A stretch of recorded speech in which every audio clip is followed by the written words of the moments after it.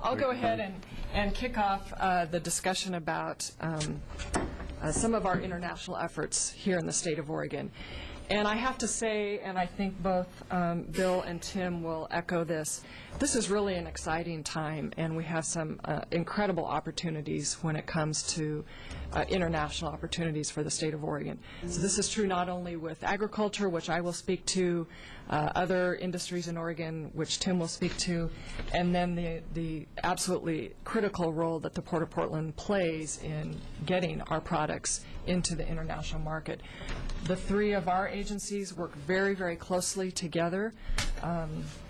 We couldn't do it without each other, and I think, frankly, we have a terrific working relationship. And with the opportunities that are in front of us, it's incumbent upon us to work even more closely together to take advantage of those than we have in the past. In a way, when I look at it, particularly from an agriculture perspective, there's almost too much out there right now, and our challenge is really focusing in and figuring out where we're going to prioritize our time and effort. So when I talk about agricultural markets in Oregon, I always use the analogy of a three-legged stool because it is so appropriate for agriculture. We need all of these markets. Certainly a growing interest in the local market, farm direct, farm to chef connections, farm to school, all very, very exciting and great opportunities for Oregon agriculture. Our regional and national markets, very, very critical for us as well. Most of the nursery products that are produced in Oregon move into the Midwest and East Coast markets. Absolutely critical, and if those markets went away, nursery in this state would all but dry up. But today our focus clearly is on the international market, and I get the chance to talk a little bit about how Oregon agriculture is faring in those international markets.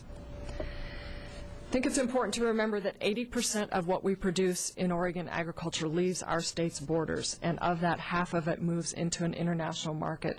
We are, and I think, Bill, this is in one of his slides, the fifth most trade-dependent state in the United States. Certainly agriculture falls into that category. So while we are very interested in promoting local and regional markets, we cannot afford to lose focus on our international markets. Agriculture in Oregon accounts for about 19% of our total state exports, and 60% of the Port of Portland's total tonnage of exports is agriculture. Not all of that, I need to make clear, is grown in Oregon. The port really serves as a gateway for agricultural products coming all through the West and Midwest. But certainly Oregon agriculture benefits from that infrastructure. And agricultural products rank second in value in exports and first in volume.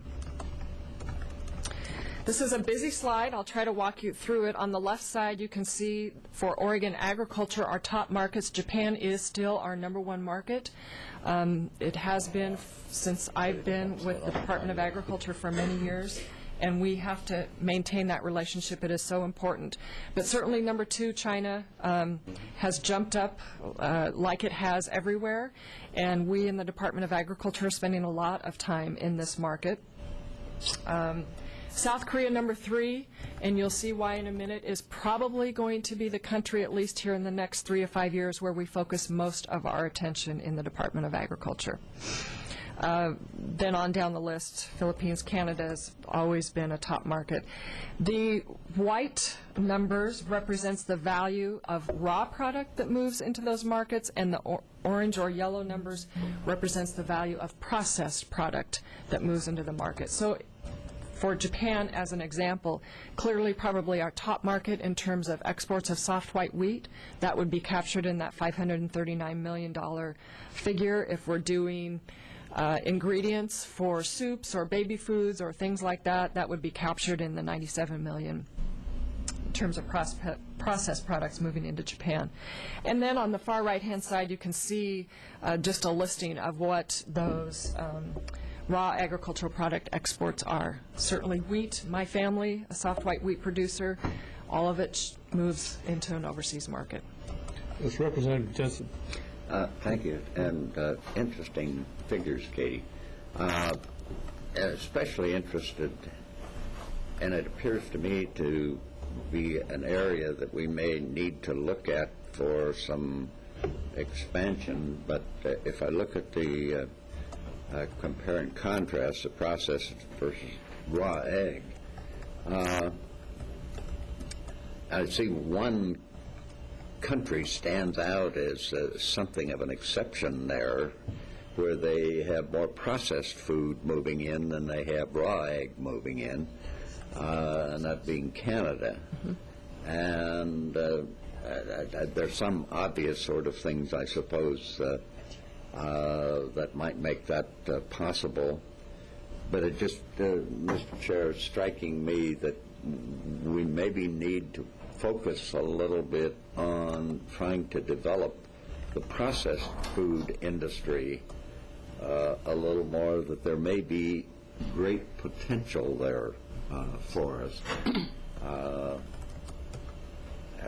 You know, as much as we bring in from Chile, they're sure not buying much of our processed food down there. Mr. Co-Chair, Representative Jensen, you make an excellent point, and this is actually an issue that the Department of Ag has been trying to work on in partnership with the Port and Business Oregon for 2 decades. Yeah. We've actually lost processing capacity in the state of Oregon, Well, and it is purely an economic competitiveness issue. We've had some experience with that in Umatilla County. Yes. And we moved one of a potato processing plant in Umatilla County to Canada. There's all sorts of reasons that you might drum up as to why that took place, which are relevant, but for the purpose of this discussion, the need to focus on what do we do to get more processed food, into that export market. And I appreciate the work you've been doing. I'm not unaware of the efforts that have gone into that, but we at the legislature, I think, need to be extremely supportive of trying to get that processed food, because that does a couple of other things for it. It adds an awful lot to our payroll in the state, too. And we've had a few, maybe not so recent success stories now, but certainly Amy's Kitchen, which Business Oregon was instrumental in recruiting into the Medford area. I think both of our agencies are targeting some shows in California early next year. So it is on our radar. Ajinomoto at the port. So it's certainly something that we're continuing to work on, and certainly the support of the legislature, because Business Oregon really is the finance arm that we use, whether it's their loan programs or their strategic reserve funds, absolutely critical for getting agriculture food processing located in the state.